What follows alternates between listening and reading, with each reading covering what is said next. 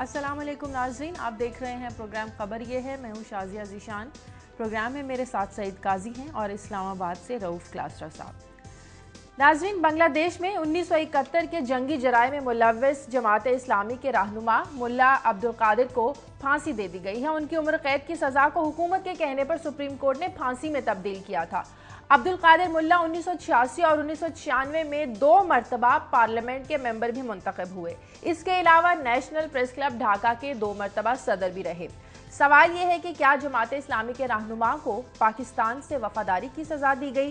क्या यह रियासती दहशतगर्दी नहीं है या यौम सकूत ढाका से पहले अब्दुल कादिर मुल्ला को फांसी देकर बांग्लादेशी वज़ीर आज़म इंतखाबात में शिकस्त के खौफ को खत्म करके सियासी पॉइंट स्कोरिंग करना चाहती थी? आज हम इस पर बात करेंगे। साथ ही हम बात करेंगे कि पाकिस्तानी मसनूआत के लिए यूरोप के दरवाजे खुल गए हैं। वज़ीर आज़म ने कौम को मुबारकबाद दी है कि यूरोपीय पार्लियामेंट ने GSP+ का दर्जा दे दिया है, जिससे लाखों मुलाजमतें पैदा होंगी। यूरोपीय मंडियों तक पाकिस्तानी मसनूआत की रसाई, इक़्तिसादी तरक्की हमारी मईशत के लिए आखिर कितनी अहम है और क्या यह पाकिस्तान के लिए एड नहीं ट्रेड के उसूली मौके की कामयाबी है? आज हम इस पर बात करेंगे। इसके अलावा रोजाना की तरह आपसे अहम खबरें शेयर करेंगे क्लासर साहब और कायद साहब भी। सबसे पहले आज क्लासर साहब से ले लेते हैं। जी क्लासर साहब, क्या शेयर करेंगे आप? जी शाजिया, आज 3 स्टोरीज हैं इस वीकेंड पे। और जैसे वो कहते हैं ना कि ये बाज़ दफ़ा पंजाबी में त्राह निकालना, तो आज मैं सोच रहा हूँ कि बाकी किसी का त्राह निकालूँ काजी साहब का 1-2 खबरों पर मैंने ज़रूर त्राह निकालना है। ठीक है। एक तो ये है कि कल कौमी असम्बली में यहाँ पे जो विफाकी वज़ीर हैं सैरा अफजल तारर साहबा, वो फट पड़ी हैं कि डॉक्टर आसिम हुसैन के दौर में कैसे पाकिस्तान में मेडिकल कॉलेजेस और मेडिकल तलीम का बेड़ा गर्क किया गया है। इंतहाई अफसोसनाक और शॉकिंग उन्होंने गुफ्तगू की है कल, जो मेरा ख्याल है पाकिस्तानी मीडिया के पास ना टाइम है ना हमारी प्रायोरिटी है कि जो उन्होंने वहाँ बातें की हैं सैरा अफजल तारर ने, उनको रिपोर्ट किया जाए कि कैसे आसिफ जरदारी साहब के जो उनके दस्ते रास डॉक्टर आसिम हैं, उन्होंने PMDC Pakistan medical dental council का क्या बुरा हशर किया है, कैसे कॉलेजेस को बेचा गया है और क्या वालदैन के साथ तबाही हो रही है और हशर किया जा रहा है। तो ये है नाज़रीन, आज इस पर क्लास साहब का कॉलम जरूर पढ़िएगा। जिन्हें माओ का रोना नजर नहीं आता, ये सारी डिटेल्स क्लास साहब ने अपने कॉलम में दी है। जी क्लास साहब, इसके साथ जो दूसरी त्राह निकालने वाली खबर है वो जो काजी साहब वाली, कि पिछले 5 सालों में यहाँ पे कौमी असम्बली और सेनेटर जो हैं, इनके कमरों की रेनोवेशन पे 66 करोड़ रुपया खर्च हुआ है। आई एम रिपीटिंग, अच्छा 66 करोड़ रुपया खर्च किया गया है पिछले 5 सालों में। जो IMF से लोन लेते फिर रहे हैं, world bank, Asia development bank, trade की बड़ी अभी हम कहानी स्टोरी करेंगे कि जो ट्रेड की कंसेशन लेके नारे मार रहे हैं, इन्होंने पिछले 5 सालों में 66 करोड़ रुपए अपने यहाँ पे कमरों की उनकी रेनोवेशन और उनके फर्नीचर पे खर्च किए गए हैं। इसकी डिटेल शेयर करेंगे। और तीसरी बड़ी अहम और उसको अफसोसनाक स्टोरी भी कह सकते हैं कि स्पीकर कौमी असम्बली एजाज सादिक साहब का भी बेनज़ीर भुट्टो सपोर्ट प्रोग्राम में उनका भी ये 25,000 रुपये का इनाम निकला है। बहुत सारे MNAs हैं, उनको भी यहाँ पे 25-25 हज़ार रुपये इनामात निकलने के उनको मैसेजेस मिल रहे हैं। कल इसका भी बड़ा चर्चा है कौमी असम्बली में। और जिस तरह का बेबसी का इजहार देखने में आया है इसके MNAs, ये मिनिस्टर्स और स्पीकर कौमी असम्बली की तरफ से, कि ये कैसे बेबस हो चुके हैं इन फ्राडियों के हाथों, वो भी स्टोरी आपके साथ शेयर करेंगे कि हुकूमत बिल्कुल बैठ गई है और उनके आगे जैसे दूसरे रियासती इदारों के सामने या गैर रियासती इदारों के सामने घुटने टेक गई है, ऐसे ही जो बेनज़ीर भुट्टो इनकम सपोर्ट के नाम पे फ्रॉड कर रहे हैं, उनके आगे भी ये सब के सब बैठ गए हैं और लेट गए हैं। सही काई सब तैयार हैं, तड़ा निकलने वाले हैं आपके। अपनी खबरें शेयर करें। एक तो कल इसाक डार साहब ने मैं प्रेस कॉन्फ्रेंस की और उसमें बहुत सी उन्होंने बातें की, कुछ हमें कहानी सुनाई आने वाले अच्छे दिनों की। खुदा करे ये अच्छे दिन आ जाएं, क्योंकि इनके इंतज़ार में अब आधी से ज़्यादा उम्र शायद बीत चली है। मगर उन्होंने कुछ फिगर्स को दोबारा से दिया हमें, हम उन पर आज बात करेंगे। एक तो उन्होंने ये बतौर फाइनेंस मिनिस्टर हमें ये बताया कि $100 अरब हमारा खर्च हुआ था वार ऑन टेरर पे। हमें इसके बदले में जो पैसे मिले थे वो $15 बिलियन के थे। और इसके साथ ही जो इनडायरेक्ट नुकसान हुआ हमारा in terms of lost investment के, जो वो यहाँ इन्वेस्टमेंट नहीं आई, तो वो ये कहानी भी ज़रा देखें। रोज़ एक हमें सुना देते हैं ये कि जी हमें ये भीख मिल रही है, हमें वो भीख मिल रही है, लिहाजा हमें सर झुकाए रखना चाहिए। तो ये स्टैगरिंग लॉस है इस रियासत का, जो फाइनेंस मिनिस्टर कह रहे हैं। इस पर बात करेंगे। एक और एक्सक्लूसिव स्टोरी क्लासर साहब और आपसे शेयर करेंगे। शेखुपुरा से हमारे नुमाइंदा बताएंगे कि कैसे एक बुजुर्ग आदमी जिसके हक में अदालत ने फैसला भी कर दिया, मगर पुलिस और कैसे क्लासर साहब हम बेबस हैं इन तमाम जो जिसे आप कार्टल्स कह लें या जो माफियाज कह लें कि रियासती इदारे जो हैं उनमें भी शामिल हो जाते हैं। ये है तो स्टोरी एक शहर और एक जुर्म की, मगर शायद ये कहानी सुनाती हो हमारी इज्तमाइयत में जो खराबियाँ आ गई हैं। ठीक है, सबसे पहले बात कर लेते हैं बांग्लादेश बनाने की मुखालिफत करने वाले अब्दुल कादिर मुल्ला को कल रात 11 बजे फांसी दे दी गई। क्लासा साहब, बांग्लादेश के क़याम के बाद इन्होंने बांग्लादेश को तस्लीम भी किया, 2 दफ़ा पार्लियामेंट के मुंतखब मेंबर भी रहे, इसके अलावा नेशनल प्रेस क्लब वहाँ बांग्लादेश ढाका के उसके भी मुंतखब रुकन रहे। इसके बावजूद इन्हें फांसी देना, क्या ये इसमें सियासी अवामिल कारफरमा हो सकते हैं? शाजिया, मैं 2008 में जब इनके इलेक्शंस हुए थे और बिल्कुल आखिरी 2007 और 2008 का स्टार्ट था बांग्लादेश में, ये इलेक्शन हो रहे थे, मैं वहाँ पे कवरेज के लिए गया था। मैंने कुछ दिन वहाँ बांग्लादेश में गुजारे हुए हैं और जिस तरह की हाइप क्रिएट कर रही थी हसीना वाजिद और जिस तरह के वोट लेने की कोशिश की जा रही थी, तो उस वक्त पे ये सिम्टम्स आना शुरू हो गए थे कि बंगाली सोसाइटी जो है वो रिवेंज की तरफ जा रही है, वो उसको सेटल करने की तरफ जा रही है और जो आगे बढ़ने का जज्बा है वो उनमें ख़त्म हो रहा है, वो पीछे माजी की तरफ जाना चाह रहे हैं। अफसोसनाक बात यह है वो हुकूमत पाकिस्तान की तरफ से हो रही है। अभी तो चले इनको तो फांसी हो गई मुल्ला साहब को, उसमें बहुत सारे लोग जो जमात इस्लामी को लाइक नहीं करते वो बड़े खुश होंगे, खुदा ना खास्ता होना तो नहीं चाहिए किसी को किसी के उस पर। लेकिन अगला डेथ इन जो रो पे हैं वो पाकिस्तान की आखिरी ये यूनाइटेड उनकी असम्बली थी, जो पाकिस्तान की आखिरी कौमी असम्बली यूनाइटेड थी, उसके जो स्पीकर थे वहाँ पे फजल कादिर चौधरी साहब, उनके साहबजादे सलाउद्दीन चौधरी हैं जो बीएनपी या उनके खालदा जिया की पार्टी के 5 दफ़ा मेंबर पार्लियामेंट रह चुके हैं, अभी भी सिटिंग मेंबर हैं, उनको भी फांसी की सज़ा सुनाई जा चुकी है और उन पे भी इम्प्लीमेंटेशन होना बाकी है। चलो जमात इस्लामी के हवाले से तो यहाँ पे मैंने कल इस पर ट्वीट किए हैं, खासा मैंने कोशिश की है कि लोगों को इस पर कुछ कहा जाए, कुछ इस पर एजिटेट होना चाहिए।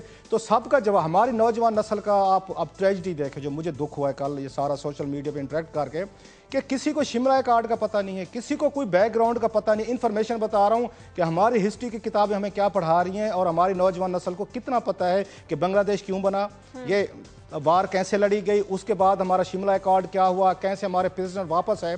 मैंने उनसे ये डिबेट की, जो अभी भी मेरा पॉइंट ऑफ व्यू है कि शिमला कार्ड के तहत भुट्टो साहब ने जब एक्सेप्ट किया था बांग्लादेश को, उन्होंने कज़ाफ़ी स्टेडियम में बड़ी एक मशहूर ज़माना तकरीर की थी, उसके बाद उन्होंने तस्लीम किया था, उसमें तमाम नुकात ये सेटल कर दिए गए थे। अगर वहाँ पे जंगी जराइम पे अगर सज़ाएँ देनी थी तो फिर भारत ने 90,000 फ़ौजी जो हैं वो पाकिस्तान को क्यों हैंड ओवर किए थे, बांग्लादेश से पूछ के किए थे। शेख मुजीबुर रहमान की बाकायदा उसमें अप्रूवल थी, एंडोर्समेंट थी, उसके बाद वो 90,000 फ़ौजी मिले थे। अदरवाइज वो 90,000 फ़ौजी बंगालियों के हवाले कर देने चाहिए थे, पाकिस्तान के पास तो नहीं आने चाहिए थे। उन पर तो बरह रास्त इल्ज़ाम थे कि हमारी फ़ौज वहाँ पर मौजूद थी।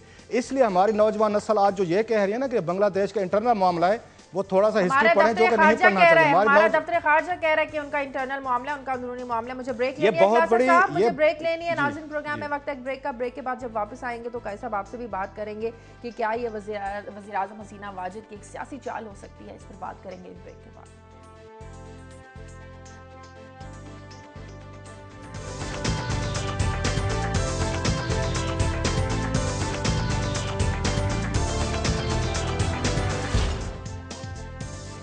ब्रेक के बाद खुशामदीद। अब्दुल कादिर मुल्ला ने फांसी से चंद लम्हात पहले अपने अहले खाना से कहा कि मेरे लिए कोई आंसू ना बहाए, ना ही जालिम हुक्मरानों से कोई रहम की अपील करे, क्योंकि मैं मासूम हूँ और मैं हक पर हूँ। काजी साहब, सज़ाए मौत की जो इनकी सज़ा थी, उम्र कैद की सज़ा को फांसी में तब्दील करना है, कि वाकई के सियासी रिवेंज कह सकते हैं इसे? शायद बात यह है कि एक तो पहली बात तो ये कि 1971 हमारी वो तकलीफदेह तारीख है जिससे हम आंखें चुराते हैं, क्योंकि वो इतना काबिल रश्क तो काम नहीं था। और वहाँ पे जो उस वक्त हुआ वो एक हर किसी का तारीख को देखने का अपना अपना वर्जन है, लेकिन इंटेंशन वहाँ जुल्म भी बड़ा हुआ। वहाँ ये नहीं कि ये कुछ सब मसला ये है कि वहाँ पे मुक्ति बानी थी, वो कुछ इलाके जो हैं वो उसके ज़ेर नगी आ रहे थे, उसके साथ फ़ौज भी लड़ रही थी और इधर से अलबदर और अलशम्स भी लड़ रहे थे। अब उसमें कौन किसके साथ है इस पर हम नहीं जाते, मगर ये जो अब वाक़या हुआ है इसमें इंटेंशन देखनी चाहिए। देखिए, आप डिवाइड की साइड पे हों तो आपके लिए ये लोग मुजरिम बन जाते हैं और वो मुजाहिद बन जाते हैं, इस बात पे मैं नहीं जाता। इंटेंशन क्या है इस वक्त? बांग्लादेश अगर उसके मैक्रो इकोनॉमिक फिगर देखें तो बाकियों से बेहतर नजर आता है, मगर इंसानों की जिल्लत वही है जो बड़े सगीर में है। क्या ये इशू है वहां पे? बहुत बड़ा इशू है। यानी वहां पे अब क्या होगा कि सेकुलर और फंडामेंटलिज्म, अगले महीने इंतखाब होने वाले हैं, सेकुलर और फंडामेंटलिज्म की जंग को बांग्लादेशी हुक्मरानों ने दोबारा जिंदा कर दिया, जो दुनिया की सबसे बेमानी जंग है। असर और बामानी जंग ये है कि वो जो आप वहां पे जो फैक्ट्रियों को आग लग रही है, 22 बिलियन डॉलर जो मजदूर उनको कमा के देते हैं वो दब के मर रहे हैं उस ढेर के तले फैक्ट्रियों में, जिन डिलैपिडेटेड बिल्डिंग्स में। अब चूंकि वो बड़े सगीर के दीगर हुक्मरानों की तरह कोई अवाम का मसला हल नहीं कर सकते, लिहाजा उन्हें एक ऐसा मसला चाहिए। इसमें कोई सिंसेरिटी शामिल नहीं थी। मैं इसमें ये नहीं कह रहा कि उन्होंने गलत सजा दी या इन्होंने जुर्म किए थे या नहीं किए थे ना, मैं अब्दुल कादर साहब के मैं बिहाफ पे नहीं बोल रहा। उनको जो इस वक्त जो किया गया है ये बैंकरप्सी और बांझपन है उसकी लीडरशिप का, जो हमें अमूमी तौर पे हर जगह नजर आता है कि मैंने you can address other issues, अब उसे उठा कर आज वहां पे लड़ाई होगी, एक दूसरे को लोग मारेंगे और जनाब वो और ये और इस तरीके से ये इन नॉन इश्यूज को बार बार मुसल्लत करते रहेंगे। साबिक वफाकी वजीर इसहाक खाकवानी इस वक्त हमारे साथ टेलीफोन लाइन पर मौजूद है, उनसे बात करते हैं। बहुत शुक्रिया खाकवानी साहब, पहले भी आपसे बात हो चुकी है, अब सलाउद्दीन केस को फॉलो भी कर रहे हैं। इस वक्त पर यौम सकूत ढाका से पहले मुल्ला अब्दुल कादिर मुल्ला को फांसी देना और जिस तरह के उन पर इल्जाम लगाए गए, क्या आप समझते हैं कि वहां पर वाकई सियासी पॉइंट स्कोरिंग की जा रही है? जी मेहरबानी, आप ये सिर्फ देखें कि उनको फांसी देने का वक्त देखें। उनका 16 दिसंबर जो है वो आज़ादी का दिन मनाते हैं 1971 की याद में, और कल उन्होंने अपना उनको फांसी दी। ये सारी की चीजें जो हैं इसके अंदर सियासत पाबंद है। ये नहीं है कि कोई किसी के साथ इंसाफ किया जा रहा है या किसी के साथ ज्यादती की जा रही है। बात सारी है कि इलेक्शन में किस किस्म के लोगों को इकट्ठा करके उनके जज्बात को उजागर कर कर अपने लिए मकसद हासिल करने के लिए ये किया जा रहा है। ये इंसानियत, ये कहते हैं कि ये हमारा अंदरूनी मामला है। ये पाकिस्तान के लोगों को और बाकी लोगों को समझना चाहिए कि उनका अंदरूनी मामला नहीं है, ये सब सियासत की जा रही है। इसकी बुनियाद पे ह्यूमन राइट्स की वायलेशन है ये सारी चीजें, कि इंसानी हकूक जिसके ऊपर सारी दुनिया एक दूसरे के खिलाफ बात कर सकती है, वो यहाँ पर भी वही कुछ हो रहा है। ये कादिर साहब की जो उन्होंने फांसी दी है, ये सब सियासत है। अगर वाकई जंगी जराइम की सजा होती तो इसका जो मुजिब था अपना मुजीबुर रहमान साहब जब आए थे, उन्होंने हुकूमत की और 4-5 साल उन्होंने हुकूमत की, उन्होंने तो कोई इस किस्म का काम नहीं किया। उनकी बेटी को आज 40-41 साल या 42 साल बाद ये काम करने के लिए क्या वजूहात है? खाकवानी साहब, आप मुझे कल बता रहे थे आपके एक तो दोस्त अपने क्लास फेलो या आपसे जूनियर थे, वो सलाउद्दीन चौधरी जो ऑफिस स्पीकर कौमी असम्बली 1962 में थे, जो फजल कादिर चौधरी साहब थे, उनके साहबजादे सलाउद्दीन चौधरी आपके घर भी रहे हैं, मुल्तान भी रहे हैं, लाहौर भी रहे हैं, सादिक पब्लिक स्कूल भी पढ़ते रहे हैं, 5 दफ़ा वहाँ से MNAs भी हैं और पंजाब यूनिवर्सिटी में पढ़ते थे जब ये पूरा ये सकवत ढाका हुआ 7 दफ़ा बने। आप बता रहे थे कल एक सोशल मीडिया पे वहाँ पे उन्होंने वीडियो एक यूट्यूब पे उन्होंने अपलोड किया जिसमें जज साहब और हुकूमत की कुछ गुफ्तगू उसमें बताई गई है कि जज साहब से क्या गुफ्तगू हो रही है और वह क्या उनको एश्योरेंस करवा रहे हैं, जरा वो डिटेल बताएंगे? जी क्लासा साहब, इनका जो उन्होंने प्रोसिक्यूटर मुकर्रर किया ना जनाब इस सारी वॉर ट्रिब्यूनल के लिए, उसका आदमी जो था वो ब्रसल्स में बैठता था और हुकूमत के आदमी उससे ब्रसल्स बात करते थे और वो ब्रसल्स में जो वकील था वो जजों से बात करता था। उसने इकोनॉमिस्ट ऑफ लंदन ने इसकी पूरी 37 घंटे की जो आपस में बातें होती रही हैं अपना फेसबुक पे और ये यूट्यूब पे और बाकी चीजों पे वो बात करते थे एक दूसरे से, उन्होंने पूरा उसको छापा है। उसमें वो कह रहा है प्रोसिक्यूटर कि मुझे एक आदमी की सजा चाहिए 16 दिसंबर तक, ताकि मैं इसको इस जो जज्बात है अपना बांग्लादेश में उसको उजागर कर सकूं in favour of Awami league. वो जज कहता है उसको कि नहीं, एक आदमी नहीं, हमें 3 आदमी की सजा देनी चाहिए ताकि इसका भरपूर किया जाए। वो सारा कुछ छपा है। उसके बाद जो उनका चेयरमैन था इस ट्रिब्यूनल का, उसको जब बात सारी सामने आई तो उसको इस्तीफा देना पड़ा वहां से। और ये हालात है वहां पर कि आज और फिर खाकवानी साहब लास्टली खाकवानी साहब, आप पीटीआई के बड़े अहम रुकन हैं, लीडर हैं, बड़ा आपका इन्फ्लुएंस है पीटीआई में। आपकी जमात तालिबान के को गार्ड करना हो, इंटरेस्ट को, उनकी बातचीत करनी हो, उनको बचाना हो, उनके लिए तो बड़े आर्गूमेंट्स हैं आपकी पार्टी के पास, आप लड़ते भी हैं, कौमी असम्बली हो, बहर हो, मीडिया पे। इस अहम मामले पे आपकी जमात की तरफ से कुछ सुनने में नहीं आ रहा, वो खामोशी है, डेड साइलेंस है, क्या वजह है इसकी? ये कह सकता हूँ कि जहाँ पर लोग समझते हैं कि बांग्लादेश के अंदरूनी मामलात में हमें दखल अंदाजी नहीं करनी चाहिए, ये पाकिस्तान के तमाम जमातों का और हुकूमती जमातों का एक अपना एक तरीकाकार है। मैं इससे एग्री नहीं करता कि ये उनका अंदरूनी मामला नहीं है। क्यों? वो तो शिमला अकॉर्ड के तहत सेटल हो गई थी, शिमला अकॉर्ड के तहत जी आप सही कहते हैं कि शिमला अकॉर्ड के अंदर ये फैसला किया गया कि अब चूंकि पाकिस्तान और बांग्लादेश अलग-अलग मुल्क बन गए हैं, अब इसको आगे चलाना चाहिए। और ये चीजें, क्योंकि एक हुकूमत थी ना जी पाकिस्तान की, उसको सन 31 दिसंबर तक तो दुनिया मानती थी कि पाकिस्तान एक मुल्क है। उसके अंदर अगर कोई चीजें ऐसी हुई हैं तो वो किसी के खिलाफ नहीं है कि वो मुल्क के अंदर बगावत नहीं हो रही थी। मुल्क उस वक्त सिर्फ दिसंबर तक पाकिस्तान था जिसको यूएनओ और बाकी ममालिक उसको रिकॉग्नाइज करते थे। ठीक है, बहुत शुक्रिया। बहुत शुक्रिया इसाक अखवानी साहब आपका। पहले इस पे पाकिस्तान हुकूमत को अपना मौक़िफ़ पेश करना चाहिए। इसको बड़ा कुछ सिंसियरली वो टेक अप नहीं कर रहे, वो जो है अपनी सियासत के लिए इसको इस्तेमाल कर रहे हैं। पास कोई इलेक्टरल इशू नहीं है। हाँ जी। अब अगर मैक्रो इकोनॉमिक आपकी अच्छी है, इकोनॉमिक्स आपकी अच्छी है, तो आम आदमी की ये जिल्लत अभी ये जो हमने उनके टेक्सटाइल सेक्टर में देखा, तो मेरे ख्याल में ये खौफजदा है किसी और सरकशी से जो हो सकती है। आगे बढ़ते हैं और बात करते हैं पाकिस्तानी हमारे लिए यूरोपीय मंडियों के दरवाजे खुल गए, अब हमारी मसनूआत को वहां तक रसाई हासिल होगी, ड्यूटी फ्री होगा। कुछ ज्यादा ही कर देते हैं हम बातों को। हुआ तो ये है 406 या 8 वोट हमें मिले हैं, $1 बिलियन का हमें साल में फायदे का एक इम्कान है। हाँ। और कोई ये बड़ी बात कुछ तो हुआ। हाँ। लेकिन मसला ये है कि जब हम ना आ जाते हैं बहुत बड़ा माशाल्लाह कोई टर्न अराउंड हो गया मैशत में, $20-22 बिलियन का आपका ट्रेड डेफिसिट है, $1 बिलियन निकालने में कहीं से तो शुरू करना है ना, आप $1 बिलियन निकालें किसी में से। अच्छा, अब दूसरी बात यह है कि कितनी जालमाना बात है कि हमें उन्होंने हमसे आज तक नहीं वो पूछते, उनकी ट्रिलियंस ऑफ डॉलर की यहाँ पे इन्वेस्टमेंट है, यहाँ अरब $1 का वो सामान निकाल के ले जाते हैं, ना हम उन पे टैक्स लगा सकते हैं, बल्कि हमने पिछले बजट में कारपोरेट टैक्सेस नीचे लेके चले गए। तो हमें उन्होंने थोड़ी सी एक जिस तरह क्लासर साहब कहते हैं पीनट फेंक दिया, तो हम जो है वो बगले बजाना शुरू हो जाते हैं। अब मिसाल ये है कि हमें करने के काम क्या है, ये बहुत अच्छा हुआ है, ये पॉजिटिव है, लेकिन इसके पीछे हम और बहुत सारी चीजें नहीं छुपा सकते। $2.5 करोड़ की डेली जो चोरी स्टेट बैंक ऑफ पाकिस्तान इस हुकूमत के दौरान कह रहा है, उसको रोके। 20-22 जितने अभी अरब डॉलर इस साल के बनते हैं उसको आप रोकें। यहाँ पे जो लोग हैं उन पर टैक्स लगाएं, जिन्हें टैक्स देना है, ये जो 3.2 मिलियन लोग हैं उन पर टैक्स लगाएं। क्योंकि अगर आप ये समझते हैं ना कि इस अकेले वाक्य से एक नई दुनिया बन जाएगी, तो ये ठीक है, अच्छी बात हुई है, ये मैं नहीं कहता इसमें टेक्सटाइल सेक्टर को ज्यादा फायदा होगा मोस्टली। लेकिन बात यह है कि मैं इसको मिसाल बांग्लादेश की बात हो रही थी, बांग्लादेश 20 से 22 अरब डॉलर कमाता है, किससे? टेक्सटाइल के एक्सपोर्ट से।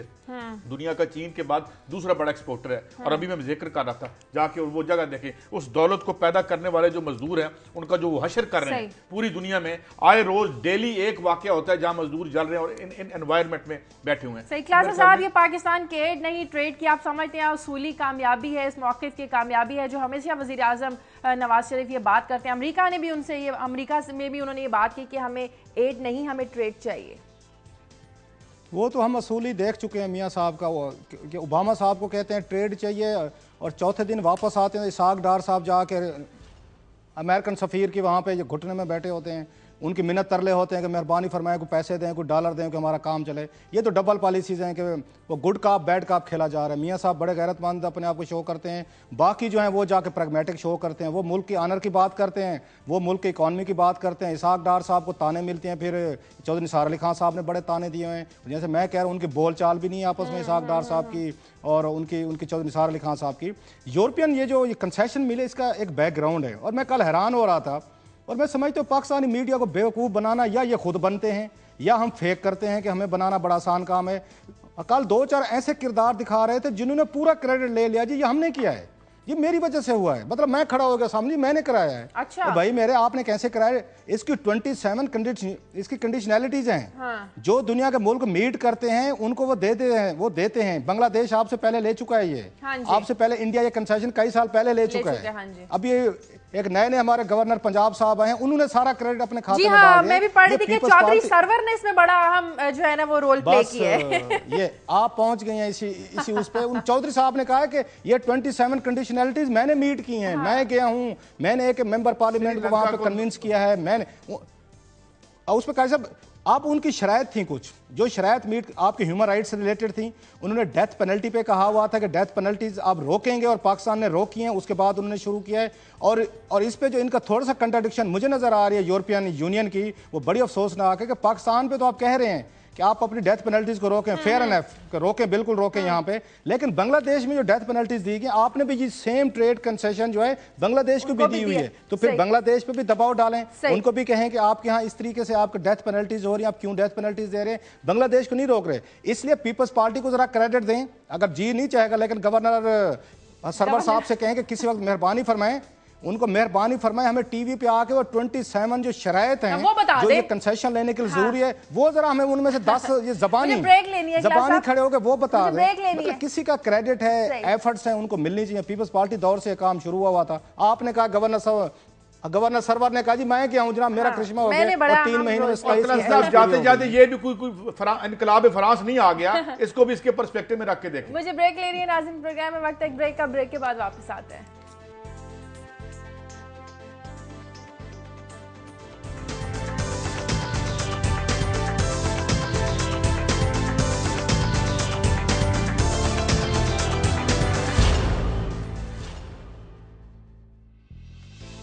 ब्रेक के बाद खुशामदीद। क्लासा साहब, क्या कहानी सुनाई है सायरा अफजल तारा ने प्राइवेट मेडिकल कॉलेजेस इनके लूटने की, क्या मामला है ये सारा? शाजिया, कल यहाँ पे एक क्वेश्चन आवर था, उस क्वेश्चन आवर में एक सवाल किया गया था पाकिस्तान मेडिकल डेंटल काउंसिल जो है, ये कभी पाकिस्तान की आपको पता मेडिकल तालीम का बड़ा चर्चा होता था पूरी दुनिया में, और पाकिस्तान ने बहुत आला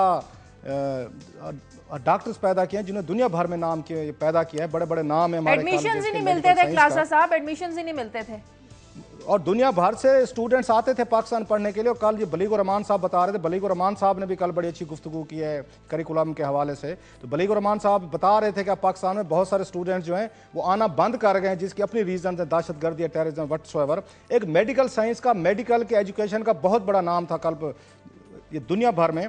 और कल जो सारा अफजर ये तारर साहबा वहाँ पे फट पड़ी हैं, वो हमारे लिए बड़ा शॉकिंग था। लेकिन एज यूजुअल पाकिस्तानी मीडिया के लिए कोई खबर नहीं है, ये कोई हमारी स्टोरीज नहीं है कि इनको कल रिपोर्ट किया जाता, इस इशू को उठाया जाता। उन्होंने ये कहा है कि पीपल्स पार्टी दौर में जो उन्होंने एक जुमला कहा है वो बड़ा सुनने वाला है, सारा अफजर तारर ने कहा है। उन्होंने कहा है कि दुनिया भर में होते हैं, पहले आप इदारे बनाते हैं, इदारों को रन करने के लिए फिर अच्छे लोग ढूंढे जाते हैं। पाकिस्तान में बिल्कुल रिवर्स है, पहला बंदा ढूंढते हैं, फिर इदारा ढूंढते हैं कि अब इसके हवाले करना है और इसने उसको चलाना है।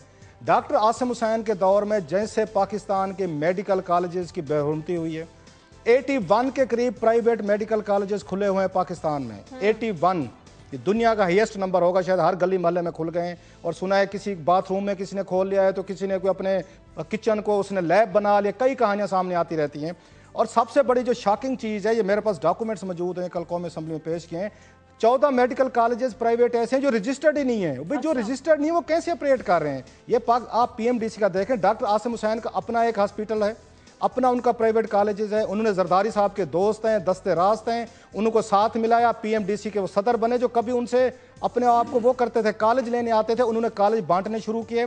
अच्छा, साथ में अपनी उनकी सिस्टर हैं उनकी डॉक्टर आसिम हुसैन साहबा की, उन्होंने उनको इंस्पेक्शन वाली कमेटी में बिठाया। उन्होंने कहा शायद मामला भी पूरा नहीं हो रहा, साथ में उन्होंने आसिफ अली जरदारी साहब की बहन को भी पीएमडीसी में लगा लिया, और उन्होंने वहाँ पे मिल के धड़ाधड़ जिसने अप्लाई किया है उन्होंने मेडिकल कॉलेजेस दिए हैं। और सारा अफजर तारा का ये कहना था, उन्होंने कहा कि एबटाबाद के नाम लिया उन्होंने उसको, ये कॉलेजेस का, वहाँ पे तो मंडी लग गया। उन्होंने कहा पाकिस्तान के प्राइवेट कॉलेजेस ने मंडी खोल ली है।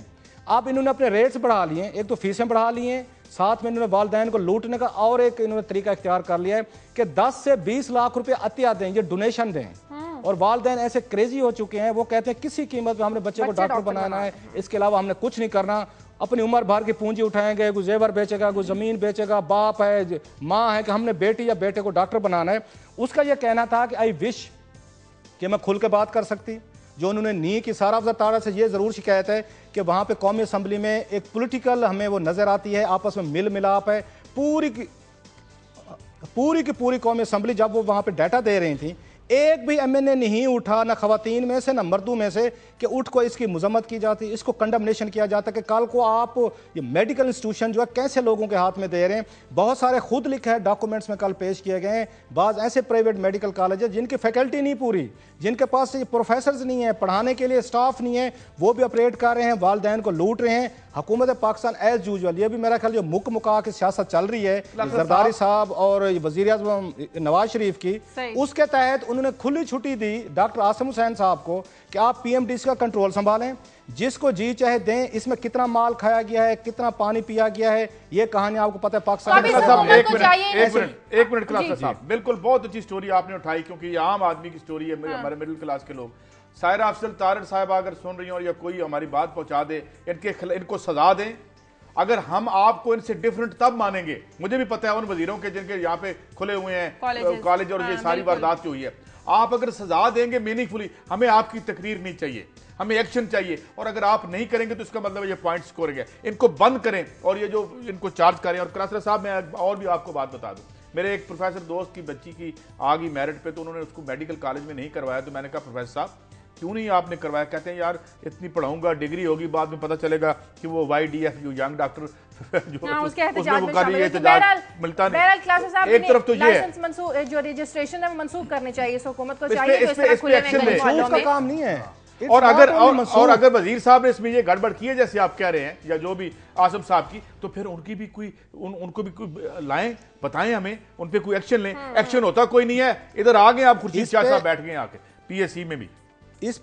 इस पे इनको चाहिए, नैब को, ये बड़े बनते हैं, नैब को चाहिए इस पे इन्वेस्टिगेट करें। और डॉक्टर आसिम हुसैन को जो कल उन्हें सिचुएशन बताई है, जो सिचुएशन बताई है, उस पर एक स्पेशल कमेटी बनाए कौमी असेंबली, जो नहीं बनाएगी क्योंकि मुकाए सारे मिले हुए हैं। और इसके बाद नैब है, इनको चाहिए ये इस पे बैठ के कंप्लेंट्स हैं इनके पास बकायदा। और डॉक्टर आसिम हुसैन साहब इस मुल्क में सुना मौजूद ही नहीं है। लूटमार, अच्छा डॉक्टर आसिम हुसैन साहब ने PMDC में सिर्फ नहीं की लूटमार, उन्होंने वहां पे LNG सेक्टर में किया, पेट्रोलियम मिनिस्ट्री में किया, उन्होंने वहां पे जो नाजायज लाइसेंस दिया गया आखिरी दिन वजीर आजम राजा परवेज अशरफ से CNG स्टेशनों के लाइसेंस लिए। जितनी लूटमार डॉक्टर आसिम हुसैन इस मुल्क से करके गए हैं, आप उसके फिगर्स उठा लें, वो अकेले काफी IMF के करीब आपको पैसे देने के। ये डेमोक्रेसी, ये तो जुल्म की हद है। उन्होंने वापस भी आने में नहीं, मुझे ये डेमोक्रेसी इज द बेस्ट। आ जाएंगे ना, कोई कुछ नहीं कहता, वापस आ जाएंगे वो। क्लासर साहब एक मिनट, ये democracy is the best revenge. ये अवाम से रिवेंज लिया इन्होंने, अवाम के नाम पे वोट लिए, भुट्टो के नाम पे वोट लिए, उसकी कब्र पे नाम पे वोट लिए, उसकी पॉलिसीज के खिलाफ बोलते रहे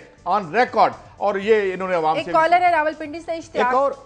एक लास्टली छोटी सी बात को एक है, सारा अफजल तारा ने इनका फ्रॉड बताया है। प्राइवेट मेडिकल कॉलेज करते क्या है, इन्होंने कुछ कोटा रखा हुआ है फॉरेन स्टूडेंट्स के लिए। अच्छा। फॉरेन स्टूडेंट्स आजकल आते नहीं है पाकिस्तान, आते नहीं है क्योंकि दहशतगर्दी हो रही है, उसके अगेंस्ट ये पाकिस्तानी स्टूडेंट्स को देते हैं, उनसे जहां पे डोनेशन लिया जाता है, साथ में उन्हें कहा जाता है क्योंकि ये फॉरेन स्टूडेंट की सीट है लिहाजा डॉलरों में फीस दें। अच्छा। वो वालदैन का कमाल देखें, वो पाकिस्तानी मार्केट से डॉलर खरीदते हैं, डॉलर खरीद के शो किया हुआ है कि हम फॉरेन स्टूडेंट को पढ़ा रहे हैं, और डॉलरों में इन प्राइवेट मेडिकल कॉलेजेस को दे रहे हैं। कोई रेगुलेट करने वाला नहीं है। ये वालिदैन की मासूमियत कहें या उनकी बेबसी कहें, मजबूरी, उनकी मजबूरी कह लें।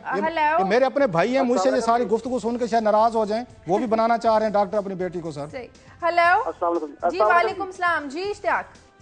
बीबी बात ये है कि मुझे तकरीबन कोई 10 मिनट हो गया वेट करते हुए ना। जी हेलो जी बोलिए क्या। मुझे 10 मिनट हो गया वेट करते हुए। क्लासरा साहब से और काई साहब से कहें कि हम बड़े माड़े से लोग हैं, हम दिहाड़ीदार लोग हैं, इतना इंतजार कराएंगे तो 50 पे तुम्हारे निकल गए ना। सवाल अब भी जाया हो रहे हैं, आप बात कर लें, अब भी जाया हो रहे हैं पैसे, बात कर लें आप।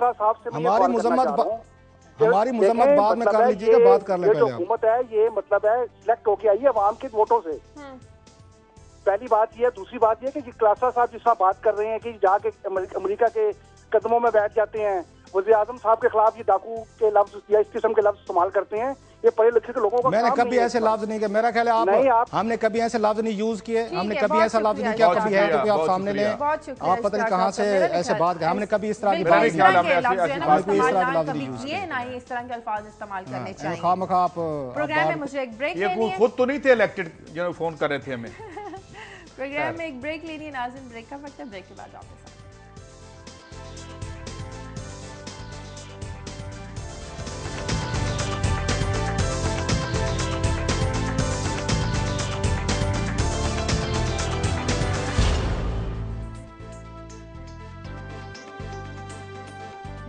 खुशामदी जी, कैसे आपकी खबरों की तरफ आते हैं? शाजिया, ये साग डार साहब कल मैं भी खुद देख रहा था सरकारी टीवी पे इनकी प्रेस कॉन्फ्रेंस, बहुत सी बातें उन्होंने बताई, बहुत सी बातें तो ऐसी हैं जो टू गुड टू बिलीव थी, मगर जो कल आने वाला नक्शा वो खींच रहे हैं, अगर ऐसा नक्शा हो जाए तो उन्होंने इस प्रेस कॉन्फ्रेंस में भी कहा था कि हम ट्रेड डेफिसिट सब ठीक कर देंगे अगर अगले साल आप हमें 5 साल की रिलेक्ट कर लेते हैं। बहरहाल आप इस मैशत में टर्न अराउंड कर दें, आप सदियों हुकूमत कर सकेंगे, लेकिन अगर ना हुआ तो फिर ये दौर भी गुजरता मुश्किल नजर आता है। मगर एक जो उन्होंने बात की है, जो मैं बात करता होता हूँ, मैंने खास तौर पर इसे पिक किया, वो ये कि उन्होंने एडमिट किया है कि एक अंदाज़ा जो है, तखमीना जो है $100 अरब का मिनिस्ट्री ने लगाया कि हमने वार ऑन टेरर में 12 सालों में इस पे खर्च किया है। इसके बदले में जो हमें पैसे मिले हैं वो $15 बिलियन हैं, और मिलते कैसे हैं कि अभी दुआ मांग रहे हैं कि 4 हफ्ते में जो कोलिशन सपोर्ट फंड है वो मिल जाएगा। यानी खर्च हमसे करवा दिया, हमारी आबादियों पे हमसे बारूद हमने उंडेल दिया उनके कहने पे, जो उसके रेपरकशंस हैं और फॉल आउट है वो भी हम फेस करें, और फिर चले जाते हैं सर देखे ना हमने काम शाम कर दिया तो हमें ये दे दें। अब बात ये है कि जिस तरह हम पहले ये स्टोरी कर रहे थे, आप कर रही थी जीएसपी स्टेटस की बात, जनरलाइज प्रेफरेंशियल जो है हमारा मुआहदा।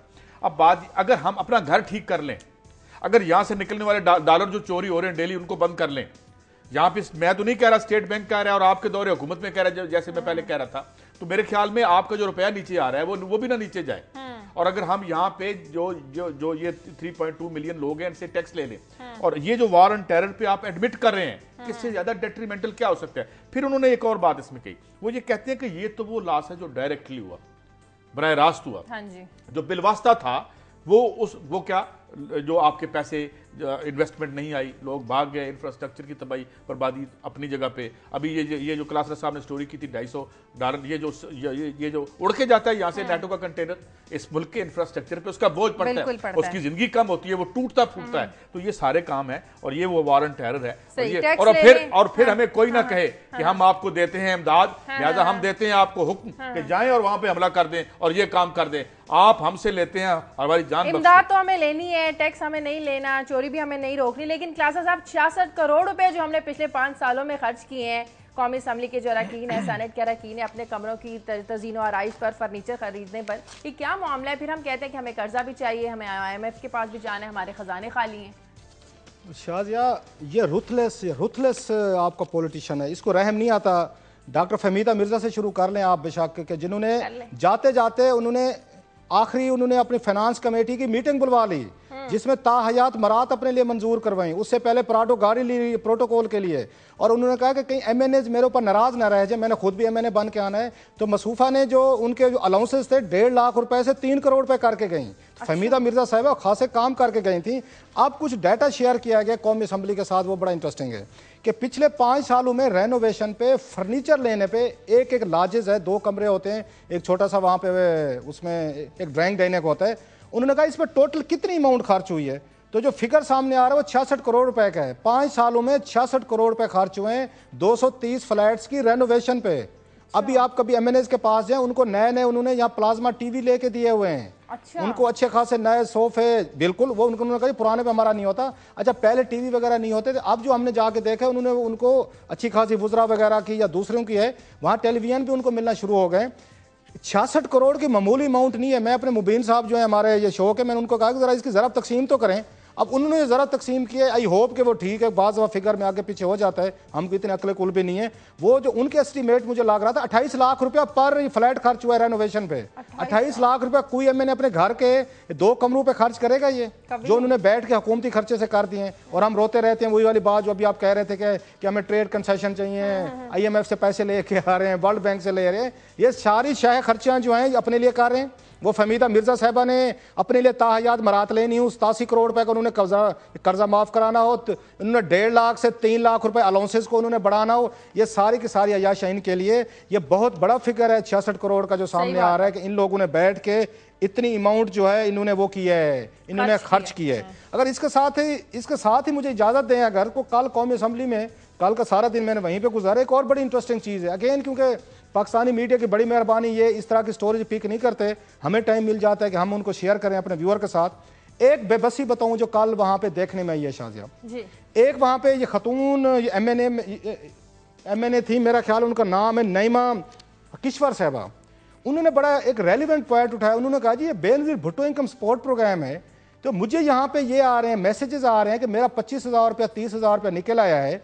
ये क्यों मैसेजेस हमें आ रहे हैं, इनको कौन रोकेगा? जरा जवाब सुने। स्पीकर साहब अयाज सादिक साहब बैठे हुए, स्पीकर की सीट पे बैठे हुए हैं। उन्होंने कहा लोगों को लूटा जा रहा है, नैमा किश्वर साहबा कह रही हैं, और एमएनएज ने कहा कि हमें मैसेजेस आ रहे हैं। अगर हमें मैसेजेस आ रहे हैं तो पब्लिक को भी लूटा जा रहा है। 30,000 रुपया निकल रहा है Benazir Bhutto income support programme पे।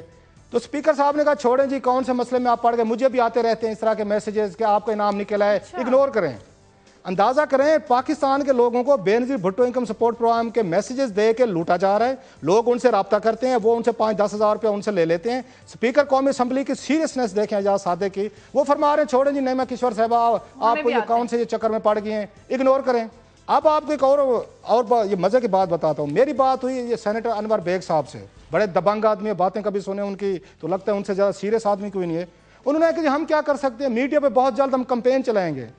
मैं कहा हजूर कैंपेन जरूर चलाएं, मीडिया को 4 पैसे उनको दें, इश्तिहारात जरूर लगाएं, लेकिन आपको पता है साइबर क्राइम रोकने के लिए आपके पास इदारे कितने? FIA यहाँ मौजूद है, पुलिस आपके पास मौजूद है, CID आपके पास मौजूद है, नादरा आपके पास मौजूद है, उनको आप इस्तेमाल नहीं कर सकते। कल चौधरी निसार अली खान साहब ने कुछ डाटा शेयर किया है कि साइबर क्राइम को रोकने के लिए पाकिस्तान में कितने यहाँ इदारे हैं, उनकी लाखों और करोड़ों की सैलरी स्ट्रक्चर, 6 के करीब जो इदारे हैं वो तो सूबाई हुकूमतों के पास हैं जिनका काम है साइबर क्राइम रोकना। इसके बाद कुछ 10 के करीब हैं जो फेडरल लेवल पे हैं, और अगर मैं इनका नाम गिनवाना शुरू कर दूं कि किन का काम है, मोबाइल का डाटा इकट्ठा करना, मोबाइल के सिमों का पता करना, इसके बाद कार्रवाई करना, FIA के साथ कोऑर्डिनेट करना। ये कल ये डाटा भी पेश किया गया है कि हमारे पास कितना बड़ा यहाँ पे सेटअप है साइबर क्राइम रोकने के लिए। और स्पीकर कौमी असम्बली एजाज सादिक फरमाते इग्नोर करें, और हमारे दोस्त अनवर बेग साहब कहते हैं बहुत जल्द हम मीडिया पे कैंपेन शुरू करेंगे। ना इनके पास FIA का कोई टूल है, ना ये पुलिस को इस्तेमाल कर सकते हैं। इसका एक ही हल है, ये नंबर्स आते हैं, ये मुझे भी मैसेजेस आते हैं खैर से, उन्होंने कहा जो करना है कर लें, हम इसी तरह मैसेज करते रहेंगे। ये मेरे पास अभी भी मौजूद है, यहाँ पे नंबर 3 नंबर मौजूद हैं।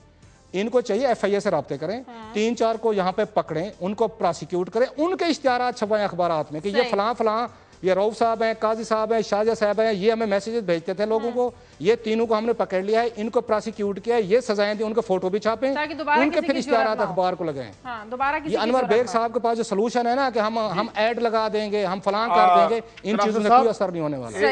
एक में स्टोरी, तो वक्त क्योंकि कम है, राना उस्मान आप हमारे साथ हैं शेखुपुरा से, ये क्या मामला है? आज हम करेंगे स्टोरी, जरा इसका टीजर ही दे दें, फिर हम इसको मंडे को भी उठाएंगे, जरा बताइएगा जल्दी से। काजी साहब एक बुजुर्ग है, शेख मकसूद हैं, यहाँ पे तकरीबन 80-85 साल उनकी उम्र है, और पूरी उम्र की जमा पूंजी इकट्ठी करके उन्होंने फिरोजवाला शेखुपुरा की तहसील है वहाँ पे एक इमारत जो है वो खरीदी है। लेकिन उस पर कुछ कब्जा ग्रुप है, पुलिस की सरबराही में वो कब्जा ग्रुप है। लाहौर पुलिस का एक इंस्पेक्टर है रियाज पहलवान, वो कब्जा ग्रुप का जो है वो इंचार्ज है, और उसने उस इमारत पे जो है वो कब्जा कर लिया है। अब पुलिस जो है शेखुपुरा पुलिस बजाय कि अब उस शेख मकसूद को रिलीफ देती, उसको इंसाफ देती, उन्होंने खुद जो है उस अपने इंस्पेक्टर की सरपरस्ती शुरू कर दी है। DPO शेखुपुरा हुमायूं बशीर तारड़ से इस सिलसिले में जब मेरी बात हुई, उनका मौक़िफ़ लेने के लिए गया, तो उन्होंने मुझे ये कहा कि जब हमारा इंटरव्यू खत्म होगा कब्जा वागुजार हो चुका होगा, लेकिन अब कई घंटे 24 घंटे से ज्यादा इस बात को गुजर चुके हैं, अभी तक कब्जा नहीं गुजरा। तकरीबन 15 साल से काजी साहब इस मामला को हो चुके हैं। पहले पुलिस के सामने वो जलीलो ख्वार होता रहा, फिर अदालतों से उसको रिलीफ मिला, अदालती बैलर जो है वो आया, पुलिस को हमरा लिया और कब्जा ग्रुप से उसकी इमारत को वागुजार करवाया। लेकिन अभी बैलर जो है वो अपनी गाड़ी में बैठा ही था कि पुलिस का इंस्पेक्टर है क्या, और उस बाबे को उठा के पुलिस की गाड़ी में फेंका कि तुमने कत्ल होना है, यहाँ पे ये अफगानी पठान है, इनके हाथों कत्ल होना है, और चलो ये कब्जा जो है आप इसके हवाले करो, और उसको जाके थाने में बंद कर दिया। बजाय कि उसकी जगह जो है उसकी इमारत जो है वो वागुजार कराते, उसको ही थाने की हवालात में बंद कर दिया। इलाका के मुअज़्ज़िन जो है वो बेचारे बुजुर्ग को जाके वहां से छुड़वा के लेके, अभी DPO जो है उन्होंने उस इमारत को ताले लगवा दिए हैं, और चाबियां जो है वो अपने SHO फिरोजवाला जो है वो भी किसी आमर से कम नहीं है, उनको दे दी हैं। वो कहते हैं कि ये हमारा चूंकि एक बेटी भाई इंस्पेक्टर है, ये उसका मामला है, अब इस मामले को हम अदालत में ही लेके जाएंगे। ठीक है, बहुत राना साहब हम इस स्टोरी को फॉलो करेंगे टिल दी एंड।